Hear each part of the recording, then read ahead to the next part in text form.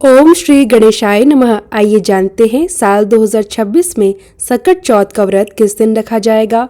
माघ महीने के कृष्ण पक्ष की चतुर्थी को हिंदू धर्म में सकट चौथ, तिलकुट चौथ और माघी चौथ भी कहा जाता है।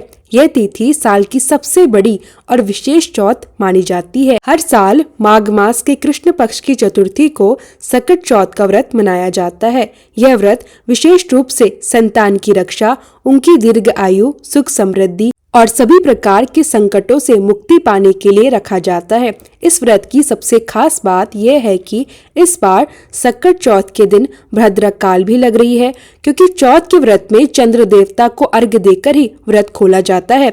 इसलिए आज हम जानेंगे संकट चौथ की तिथि, शुभ मुहूर्त और भद्रक काल का पूरा समय विस्तार से। इस बार चतुर्थी तिथि की शुरुआत 6 जनवरी मंगलवार की सुबह 8:01 से होगी और चतुर्थी तिथि का समापन होगा 7 जनवरी बुधवार की सुबह 6:52 पर। इसी कारण इस साल सकट चौथ का व्रत 6 जनवरी मंगलवार को रखा जाएगा।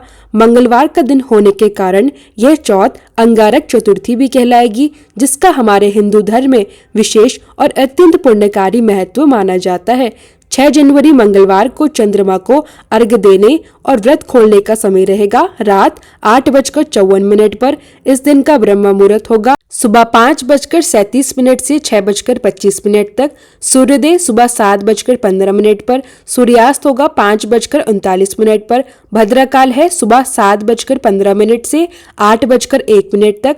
भद्रक का वास मृत्युलोक में रहेगा और जब भद्रक का वास मृत्युलोक में होता है तो उस समय कोई भी शुभ या मांगलिक कार्य करना वर्जित माना जाता है। ऐसा कहा जाता है कि इस समय किए गए शुभ कार्यों में विघ्न, बाधाएं और कठिनाइयां आती हैं। हालांकि पूजा पाठ आप सुबह कर सकते हैं, लेकिन जो लोग भद्रक का विशेष रूप से विचार करते हैं वो लोग या तो सुबह 7 बजे से पहले पूजा कर ले या फिर 8:01 के बाद आप पूजा कर सकते हैं।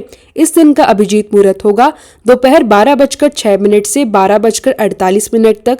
दोपहर के समय भगवान श्री गणेश की पूजा की जाती है, इसलिए इस शुभ समय में आप पूजा अर्चना कर सकते हैं। इस दिन का राहु काल रहेगा दोपहर 3:03 से 4:21 तक।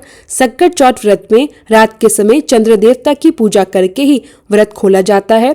शाम की पूजा के लिए सबसे उत्तम समय होता है गोधूली मुहूर्त, जो कि इस दिन शाम 5:36 से 6:04 तक रहेगा। सकट चौथ के व्रत में भगवान गणेश जी और संकट माता की पूजा की जाती है। सुबह स्नान करके व्रत का संकल्प लिया जाता है और दिन भर निर्जला या फलाहार अपनी सामर्थ्य के अनुसार व्रत रखा जाता है। शाम को भगवान गणेश जी को तिल, गुड़, तिलकुट, लड्डू और दूर्वा अर्पित किए जाते हैं। कथा का श्रवण अवश्य करना चाहिए, क्योंकि बिना कथा के यह व्रत अधूरा माना जाता है। चंद्र दर्शन के बाद ही रात को व्रत खोला जाता है। चंद्रमा को जल और दीप अर्पित करके भगवान गणेश जी से संतान की दीर्घ आयु और घर की सुख शांति की प्रार्थना की जाती है। इस व्रत में नमक का सेवन नहीं किया जाता और केवल मीठा फलहार ही किया जाता है। और जो महिलाएं पहली बार यह व्रत शुरू कर रही हैं, वे अपनी सामर्थ्य के अनुसार निर्जला, केवल जल या फिर फल ग्रहण करके भी यह व्रत प्रारंभ कर सकती हैं। पहले दिन जिस प्रकार से आपने यह व्रत रखा है, ठीक उसी प्रकार हर साल उसी नियम का पालन अवश्य करना चाहिए। तो यह थी आज की वीडियो।